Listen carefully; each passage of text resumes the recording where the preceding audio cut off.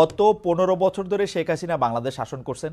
এর মধ্যে গত ১০ বছর ধরে, বিশেষ করে ২০১৪ সালের পর থেকে উনি যতবার যত জায়গায় বক্তৃতা দিচ্ছেন সেটা জোর করেই দিচ্ছেন।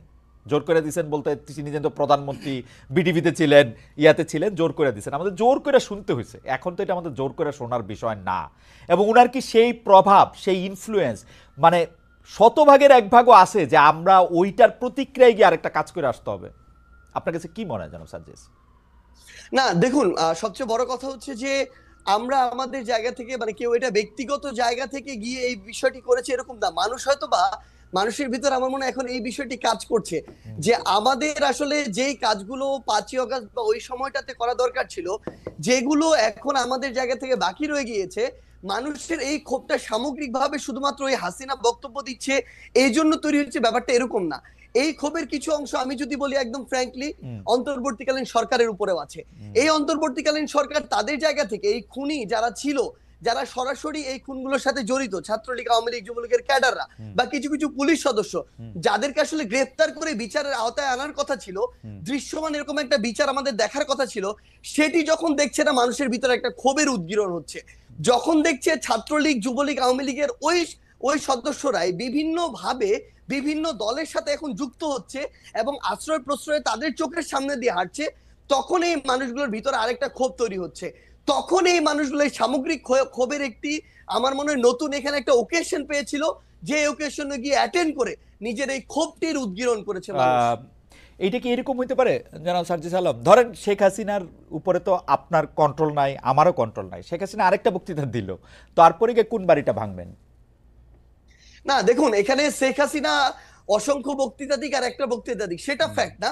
তবে মানুষের ভিতরে এই যে ক্ষোভ, যেই ক্ষোভটা আসলে মানুষের একটা ভিতরে ৫ই অগস্টের পরে, যে কথাটি গতকালকে আমরা দেখলাম যে আমাদের উপদেষ্টা মাহফুজ ভাই যিনি রয়েছেন তিনি বলেছিলেন যে মানুষ ভাঙাটা এক পাশে রেখে গড়ার দিকে মনোযোগ দিচ্ছিলেন, কিন্তু মানুষ যখন দেখছিলেন তার যেটুকু ন্যূনতম চাওয়া, ওই চাওয়াটুকু বিচারের ক্ষেত্রে হোক বা অন্যান্য পলিটিক্যাল স্পেয়ারে হোক, যেটা মানুষ এক্সপেক্ট করে, ওইটুকু যখন প্রত্যাশিত অনুযায়ী পাচ্ছে না, তখন মানুষের এই ক্ষোভের উদ্গরণটা বিভিন্ন কারণে হচ্ছে এবং ঘটছে। এবং ওকে। সবচেয়ে গুরুত্বপূর্ণ বিষয় হচ্ছে শেখ হাসিনা আগামীতে, আমি ধরে নিচ্ছি ১ মাস পর কোনো বক্তব্য দিলেনও না, কিন্তু আজকে থেকে ২, ৩, ৪ মাস পরে আমরা যদি এই দৃশ্যমান শহীদ পরিবারের কিংবা যারা আমাদের আহত যোদ্ধারা রয়েছেন তাদের এই রক্তের বিচারগুলো দৃশ্যমান না দেখি, দেখবেন শেখ হাসিনার বক্তব্য দেয়া লাগবে না, আমরা শহীদ পরিবার কিংবা আহতদেরকে সাথে নিয়ে হয়তোবা এরকম রাস্তায় আমাদেরকে নিয়ে যেতে, নেমে যেতে হবে এরকম একটা দৃশ্যমান বিচারের জন্য।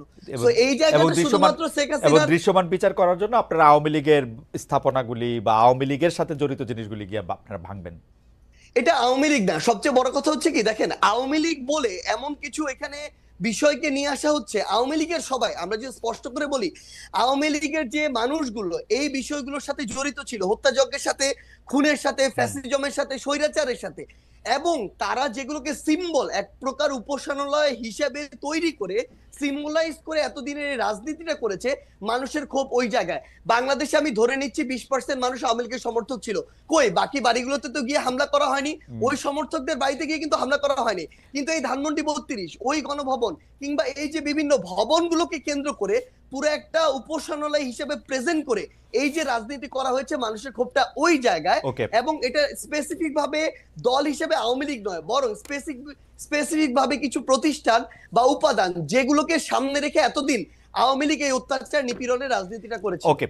জনাব সার্জিস আলম, আপনি যে বিচার না হওয়ার কথা, যারা এর জন্য দায়ী সেটা না হওয়ার কথা, সেটা আপনি বলেন। আমি মনে করি বাংলাদেশে জুলাই আগস্টে বা তার আগে যতগুলি রাজনৈতিক হত্যাকাণ্ড হয়েছে, যতগুলি রকম পুলিশ গুলি চালিয়েছে, নিবর্তনমূলক যত রকম কাজ করেছে, সেটা সরকার প্রধান, সেটা এককভাবে তাকে দায়ী করা উচিত, অন্তত প্রথম জায়গায় তাকে রাখা উচিত। এখন আমরা তার বিচার না হওয়ার জন্য, তিনি যে এখন ইন্ডিয়ায় বসে আছেন এর জন্য আসলে স্পেসিফিকলি, এবং তার দলের লোকজন, আমরা প্রথমে শুনেছিলাম এতজন আছেন ক্যান্টনমেন্টে, পরে শুনলাম এই কয়জন আছেন, সেই কয়জন চলে গেছেন।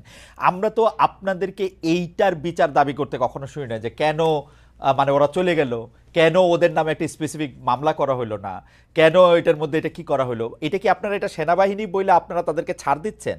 আপনারা কি মনে করতেছেন যে না, এদের সম্পর্কে কোনো কিছু বলা যাবে না? এই জায়গা থেকে ভাই একটা জিনিস একটু জাস্ট ক্লিয়ার করেন, ওই যে ছাড় দেওয়ার কথাটা বলেছিলেন, এটা কাদেরকে ইন্ডিকেট করে? অর্থাৎ এটা কি সেনাবাহিনী নাকি অন্তর্বর্তীকালীন সরকার? না না, আমরা শুনেছিলাম যে আওয়ামী লীগের যারা শীর্ষস্থানীয় নেতৃবৃন্দ আছেন, আওয়ামী লীগ, যুবলীগ, ছাত্রলীগ, বা তাদের মধ্যে অনেকে প্রাণ ভয় সেনাবাহিনীতে ক্যান্টনমেন্টে আশ্রয় নিতে গিয়েছিলেন। তাদের একটা মোটামুটিভাবে তাদের একটা সংখ্যাও বলা হয়েছিল আইএসপিআর থেকে এটা দিয়ে, কিন্তু পরে আমরা দেখলাম তাদের কাছে এই সংখ্যক লোক তাদের কাছে আসলে নাই।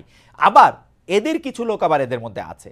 আমি সেজন্য জানতে চাইছিলাম যে আপনারা কি আসলে এই যে যাদেরকে ছেড়ে দেওয়া হলো, এমনকি শেখ হাসিনাকে যে বিদেশে চলে যেতে দেওয়া হলো পদত্যাগের পরে, এর জন্য কি আপনারা সেনাবাহিনীকে বা কাউকে আসলে দায়ী মনে করেন কিনা? আপনারা যে বিচারের কথা বলছেন, দেখেন দুইটা বড় বিষয় সার্জিস।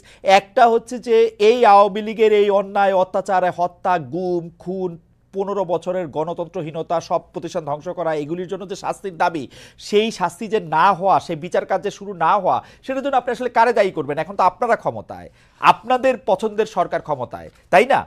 দ্বিতীয় কথা হচ্ছে যে এই জুলাই আগস্টে যারা শহীদ হয়েছেন, সেই শহীদদের মধ্যে থেকে যারা আহত হয়েছেন, তাদের চিকিৎসার জন্য, তাদের টাকা পয়সা দেওয়ার জন্য যে সরকারের, আমি কোট আনকোট ব্যর্থতা বলতেছি, সেইটার জন্য আপনি আসলে কাকে দায়ী করবেন? আপনি নিজেও আপনি দেখেন যে জুলাই স্মৃতি ফাউন্ডেশনের সাধারণ সম্পাদকের দায়িত্বে আপনি আর থাকলেন না।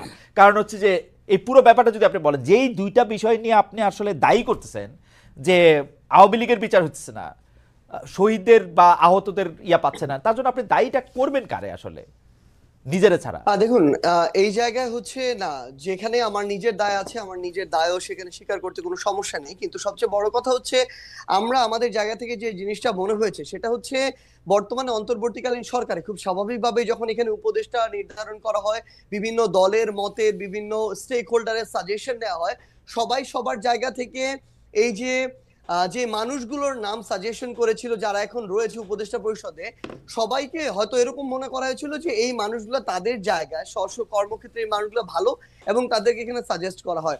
কিন্তু আমার জায়গা থেকে, আমার ব্যক্তিগত জায়গা থেকে মনে হচ্ছে এখন যারা আমাদের এই জায়গায় উপদেষ্টা পরিষদে রয়েছেন, অনেকের ক্ষেত্রে এই জিনিসটা খাটে। তারা হয়তো মনে করছেন যে বাংলাদেশের যে মানুষ যারা রয়েছে তারা হয়তো হয় তাদের মতোই সবাই ভালো, না হয় তারা মনে করছেন যে এই মানুষগুলো খুব দ্রুত ভালো হয়ে যাবে, একটা সুযোগ দিয়ে দেখি।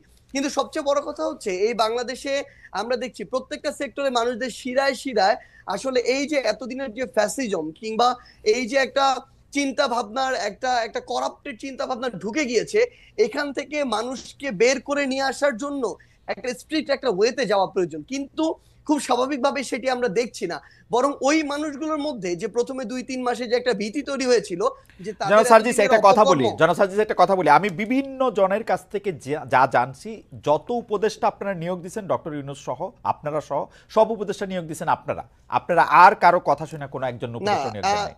আচ্ছা, সবচেয়ে ভাই একটা জিনিস একদম ক্লিয়ার করি, এটা হচ্ছে সবচেয়ে বড় মিথ্যা কথা। কেউ যদি বলে থাকেন তাহলে তিনি মিথ্যা বলেছেন অথবা না জেনে বলেছেন। আচ্ছা, এখানে বলেন বিএনপি তো। হ্যাঁ, তাদের সরাসরি তাদের মত ছিল, তাদের সাজেশন ছিল, জামায়াতের মত ছিল, তাদের সাজেশন ছিল, অন্যান্য রাজনৈতিক দলগুলোর জায়গা থেকেও নামের সাজেশন ছিল, বাংলাদেশ সেনাবাহিনীর পক্ষ থেকে সাজেশন ছিল, শিক্ষার্থীদের পক্ষ থেকে সাজেশন ছিল, সিভিল সোসাইটির পক্ষ থেকে সাজেশন ছিল। আমরা শুনছি শুধু প্রত্যেকের শিক্ষার্থী, সাজেশন, আমরা শুনছি শুধু আপনাদের সাজেশন নেওয়া হয়েছে, আর কারো সাজেশন নেওয়া হয় নাই ভাই। এবং সবচেয়ে বড় কথা, ইভেন এখানে প্রফেসর ডক্টর মোহাম্মদ ইউনূস যখন তাকে প্রধান উপদেষ্টা হিসেবে আমরা আমাদের জায়গা থেকে প্রস্তাব করি এবং তিনি সেখানে পজিটিভ একটি রেসপন্স করেন, তখন তার জায়গা থেকেও সাজেশন ছিল এরকম যে আমি এই পরিষদটাকে যদি কন্টিনিউ করতে চাই, এখানে আরো 2-3 জন এই মানুষকে প্রয়োজন এই জায়গাগুলোতে উপদেষ্টা পদে। সো এখানে প্রায় 5 থেকে 6টি স্টেক হোল্ডারের সরাসরি অংশগ্রহণ ছিল, সরাসরি তাদের সাজেস্ট করা যে উপদেষ্টারা তারা এখন রয়েছেন। কেউ যদি এটা স্বীকার করতে না চান, অবশ্যই এটা সৎ সাহসের তাদের অভাব। ওকে। এখন যদি এই কথাটি বলি যে এখানে যে জিনিসটা আমরা আমাদের জায়গা থেকে দেখতে পাচ্ছি, সরকারের আসলে অনেক উপদেষ্টার নর্মাল সময়ে যেরকম একজন মন্ত্রী অ্যাক্টিভলি এখানে পার্টিসিপেট করার কথা, গার্ডস নিয়ে বোল্ডনেস শো করে কাজ করার কথা, অনেক উপদেষ্টার ভিতরে আমরা এখন সেটা দেখতে পাচ্ছি না।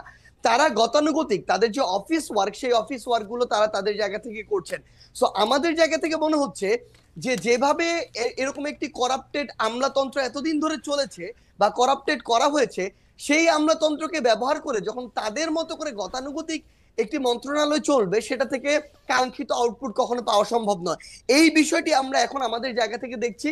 এই যে বিচারিক যে প্রক্রিয়াটি, আপনি সেনাবাহিনীর এখানে ক্যান্টনমেন্টে প্রায় 6 শতাধিক বিভিন্ন মানুষজন তাদের আত্মগোপনে থাকার কথা যেটি বলছেন, আমরা আমাদের জায়গা থেকে বৈষম্য বিরোধী ছাত্র আন্দোলন প্ল্যাটফর্ম, জাতীয় নাগরিক কমিটি প্ল্যাটফর্ম, এই জায়গা থেকে আমরা সরকারকে পুশ করেছি।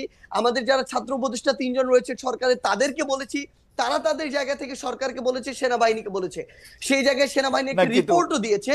ভাই শেষ করি একটু, সেই রিপোর্টে যেটি দেখানো হয়েছে যে রাজনীতিবিদ যারা ছিল তাদের সংখ্যাটা বেশ কম, ইভেন এটা 100-রও নিচে, তারা বলছেন অ্যারাউন্ড 50-এর মতো। এবং এই জায়গাটার সংখ্যাটা সবচেয়ে বেশি হচ্ছে কিছু পুলিশ কর্মকর্তা, কিছু আমলাতন্ত্রের কিছু আমলা, তারা তাদের পরিবার সহ ওই বিভিন্ন বাড়িগুলোতে তাদের আত্মীয় স্বজন বাসায় আশ্রয় নিয়েছিলেন। এবং সবচেয়ে বড় সংখ্যাটা হচ্ছে আমলা এবং পুলিশ, যারা এই হত্যাযজ্ঞের সাথে সরাসরি জড়িত ছিলেন, যারা ওই আমলাতন্ত্রে বসে শেখ হাসিনাকে সার্ভ করেছেন। সেই জায়গায় এখন সবচেয়ে বড় যে সমস্যাটি হচ্ছে, তারা কিছুদিন আত্মগোপনে বা কাজে ঠিকমতো অংশগ্রহণ না করে এখন বিভিন্ন ফর্মে আবার অংশগ্রহণ করছেন। কিন্তু সরকারের জায়গায় যে একটি স্ট্রিক্ট হয়ে যে একটি ব্যবস্থা নেওয়ার যে প্রক্রিয়াটি, সেটি আমাদের জায়গা থেকে আমরা দেখছি না। বরং আমরা যেটি দেখছি যে ওই আমলাতান্ত্রিক যে বিচারিক প্রক্রিয়া, ওই জায়গায় সরকার এখন ঢুকে সেই প্রসেসের মধ্যে দিয়ে যাচ্ছে। জনাব সার্জিস, আপনি তো আসলে বাংলাদেশে এবং আপনি বাংলাদেশের মোটামুটি 5 জন গুরুত্বপূর্ণ লোকের একজন, আপনি ভালো বলতে পারবেন। আপনি আমাকে একটু বলেন তো, আপনি বললেন যে উপদেষ্টারা আসলে তাদের দায়িত্ব পালন করার ক্ষেত্রে অনেকটা, মানে আমি কি বলবো, যে অনেকটাই পরিচয় দিচ্ছে না। কিন্তু আমি দূর থেকে বাংলাদেশটাকে যা দেখি, যে বাংলাদেশটাকে চালাইতেছেন আপনারা 3 জন, যে সমন্বয়ক উপদেষ্টা পরিষদে আছেন সেই 3 জন, এবং আপনি এবং জনাব হাসনাত আব্দুল্লাহ, আপনারা 5 জন যদি ধরে নেই, তাইলে এই যে কি জানি বলে নাগরিক কমিটির জনাব পাটোয়ারি, জনাব আক্তার, তারাও কিছুটা সরকার চালাচ্ছেন। আপনারা সব জায়গায় সালিশ মোকদ্দমা করতেছেন, আপনাদের কথায় আপনারা বদলি করতেছেন, আপনাদের কথা আমি যা শুনি আর কি, এইগুলি কি মিথ্যা? মানে উপদেষ্টাদের মধ্যেও অনেকে এইটি দেখতেছেন যে আপনারা যেটা বলতেছেন, আপনারা যেদিকে যাইতেছেন দেশটা সেদিকেই যাচ্ছে।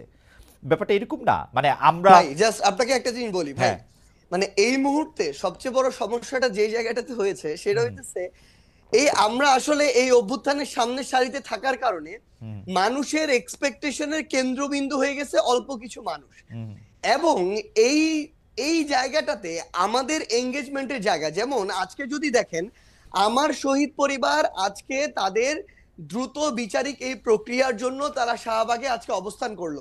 এই শহীদ পরিবারের সাথে আমাদের গিয়ে কথা বলতে হয়, তাদের হয়ে কথা বলতে হয়, দ্রুত যেন বিচারিক প্রক্রিয়াটা, অর্থাৎ সরকারের একটা অংশ হয়ে আমাদেরকে আবার এই মানুষগুলো লং টার্ম সাস্টেইনের জন্য বাংলাদেশের এই যে মানুষগুলো, তরুণ প্রজন্ম যারা নতুন করে চিন্তা করছে, স্বপ্ন দেখছে, এই অভ্যুত্থানের স্পিডটাকে আমরা যদি ধারণ করতে চাই, আমাদের ওইরকম একটা পলিটিক্যাল প্ল্যাটফর্ম প্রয়োজন, যেটা থেকে আমরা নতুন করে এই স্বপ্নটা ক্যারি করা আমাদের বেস্ট ট্রাই করব। সেখানে আমাদের সময় দিতে হচ্ছে। আমাদের জায়গা থেকে আমাদের প্রত্যেকটা জেলা উপজেলায় গিয়ে আমাদের যে নিজেদের যে প্ল্যাটফর্মগুলো সেগুলো গুছাতে হচ্ছে। এরপরে আমাদের যারা উপদেষ্টা রয়েছেন তাদের সাথে আমাদের যারা প্রতিনিধি সরকারে রয়েছেন, তারা যখন সরকারে থাকেন উপদেষ্টা, কিন্তু তাদের সাথে আমাদের একটা আলাদা কমিউনিকেশন অবশ্যই থাকবে, কারণ ফিল্ডের অবজারভেশনটা আমাদের তাদেরকে দিতে হবে, তাদের সাথেও আমাদের গভর্নমেন্টের ওই রেসপন্সটা তাদের থেকে নিতে হবে। সো এই যে প্রত্যেকটা বিষয় যদি দেখেন, প্রত্যেকটা বিষয়ে আমরা আমাদের জায়গা থেকে এগুলো বিভিন্ন ভাবে জনগণের এক্সপেকটেশন অনুযায়ী আমাদের কথা বলতে। একটু শেষ করি ভাই, কিন্তু আপনি যে জিনিসটা বললেন, এই যে সালিশের কথাটা বললেন, আজকে শাহবাগে আমার শহীদ পরিবার বসেছে, সেখানে তারা এক্সপেক্ট করে যাদের নেতৃত্বে অভ্যুত্থানে হয়েছে, আন্দোলনটি হয়েছে, তাদের কেউ একজন কথা বলুক, সেখানে যেতে হয়। আজকে যখন আমরা আহতরা কোথায় বসে সেখানে যেতে হয়, সেটা তো অবশ্যই যাবেন সার্জিস, সেটা তো অবশ্যই যাবেন। আমি বলি, আপনারা কি ফোন করে এসপি বদল করেন বা সচিব? একটা জিনিস বলি, হ্যাঁ, সচিব নিয়োগে তদবির দেন। সবচেয়ে বড় সমস্যাটা এখন কোন জায়গায় হয়ে গেছে, যদি আপনি যে কোনো জায়গায় একটা সমন্বয়কের একজন নাম ব্যবহার করতে পারেন, স্পেশালি যাদের নাম সবাই চেনে, তাহলে আপনার সাতকুল মাপ। ইভেন বাংলাদেশের সবচেয়ে বড় যে পলিটিক্যাল যে রাজনৈতিক দলগুলা, এই বড় রাজনৈতিক দলের যে রাজনৈতিক ব্যক্তিত্বের নাম আপনি জানেন, বাংলাদেশের অধিকাংশ মানুষ জানে, তারাও সুযোগ পেলে এরকম দু একজন সমন্বয়কের নাম ব্যবহার করে বিভিন্ন জায়গায় বদলি করায়, বিভিন্ন জায়গায় বিভিন্ন তদবির করে। নাম ব্যবহার করলে বদলি হয়, এটাই সবচেয়ে বড় সমস্যা। আমরা তো কখনো চাই না যে এটা হওয়া উচিত, কিন্তু সবচেয়ে বড় কথাটি হচ্ছে যে জায়গাটাতে এই যে বাংলাদেশের এতদিনের যে কালচার, নাম ব্যবহার করে, এতদিন শেখ হাসিনা, গণভবন 32 এসব নাম ব্যবহার করে বদলি হইতো, এখন তারা মনে করে যাদের নেতৃত্বে অভ্যুত্থান হয়েছে তাদের নামটা যদি ব্যবহার করি, এবং এই যে আমরা যাদেরকে কেন্দ্র করে এখন আমলাতন্ত্র পরিচালিত হচ্ছে, জুডিশিয়ারি পরিচালিত হচ্ছে, কিংবা অন্যান্য যে প্রতিষ্ঠানগুলো পরিচালিত হচ্ছে, তারা তো ওই ট্রেডিশনে অভ্যস্ত। তাদের রক্তে কিন্তু এই সুপারিশ, তদবির, ক্ষমতার অপব্যবহার, এখন যখন এই নামগুলো ব্যবহার করছে বিভিন্ন রাজনৈতিক দলের নেতাকর্মীরা, তখন তারা এই জিনিসটাকে মেনে নিচ্ছে, কারণ তারা এটা তো অভ্যস্ত। কিন্তু ভাই আমাদের জায়গা থেকে সবচেয়ে বড় কথা বলি, ইভেন যদি আপনি এরকম শুনেও থাকেন, এটা যদি 10 জন হয়, কয়েকজন মানুষের সমন্বয়কদের নাম ব্যবহার করে, এটা অন্তত 70-80 জন হচ্ছে বিভিন্ন রাজনৈতিক দলের গুরুত্বপূর্ণ রাজনৈতিক ব্যক্তিদের এই মুহূর্তে এটা হচ্ছে। আমি এই কথাটায় আসি। তা আপনি কি খেয়াল করেছেন যে আপনাদের যে এলজিআরডি উপদেষ্টা আছেন, আপনার সহযোদ্ধা জনাব আসিফ মাহমুদ সজীব ভুঁইয়া, তিনি একটি চিঠি লিখে বলেছেন যে এই প্রশাসক নিয়োগ দিতে হবে। এইটা কি মানে সেম না যে ধরেন আওয়ামী লীগের এলজিআরডি মিনিস্টার যিনি থাকতেন, তিনি আওয়ামী লীগের একজন লোককে মনে করলেন যে তাকেই প্রশাসক নিয়োগ দিতে হবে, তাকে প্রশাসক নিয়োগ দেওয়া হোক, এটা চিঠি দেওয়া হোক। এটা সেম সেম সেই যেটা, যেহেতু চিঠিটা সামনে আসছে সেই জন্য বলতেছি। না ভাই, একটা জিনিস কি, তিনি একজন মন্ত্রণালয়ের একজন উপদেষ্টা হিসেবে দায়িত্বপ্রাপ্ত আছেন। তার কাছে কোনো একটা বিষয়ের যদি মনে হয় যে এই জিনিসটা ওই স্বার্থে বেটার, তিনি এই জায়গায় ধরেন সাজেশন দিয়েছেন। কিন্তু তিনি তার জায়গা থেকে, আমি একটা জিনিস বলি, কখনো এটাতে কাউকে যদি বাধ্য করেন যে এটাই করতে হবে, এবং না হলে এটার বিরুদ্ধে তার ওই অ্যাকশনটা দেখেন, তখন আমি তার বিরুদ্ধে গিয়ে দাঁড়িয়ে যাব। কিন্তু আপনি এটা বলেন ভাই, একদম ক্লিয়ার প্রশ্ন, আপনি এটা বলেন, এরকম সিঙ্গেল একটা সুপারিশ যেটা সার্জিস করেছে, এরকম সিঙ্গেল একটা সুপারিশ যেটা হাসনাত করেছে, আমরা আমাদের জায়গা থেকে এটা আমরা মনে করি যে আমরা ওইরকম কোনো অথরিটি না যে এই জায়গাটি করতে পারে। আমরা আমাদের জায়গা থেকে এই দাবিটি তুলি, যেই দাবিটি আমরা তুলি, এই দাবি আমরা সোশ্যাল মিডিয়া ওপেনলি তুলি, কারণ আমাদের মনে হয় যেটা পুরো বাংলাদেশের জন্য প্রয়োজন, মানুষের জন্য প্রয়োজন, সেটা আমরা ওপেনলি পুরো বাংলাদেশের সামনে।